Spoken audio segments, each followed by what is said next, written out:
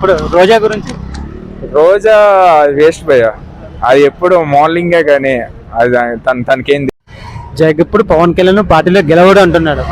ఆయనకి తెలంగాణలో సపోర్ట్ లేదు అంటున్నావు, ఏపీలో సపోర్ట్ ఉంది అంటున్నావు. ఒకవేళ వాళ్ళిద్దరు కలిసి ఒకవేళ గెలుస్తారా లేదా అని మాత్రం అంటున్నావు. గెలుస్తారు భయ్య, ఏపీలో ఖచ్చితంగా గెలుస్తారు, ఖచ్చితంగా. ఇప్పుడు ఒక నిమిషం, పవన్ కళ్యాణ్ మన తెలంగాణలో పార్టీ పెడుతున్నాడు, ఓకేనా?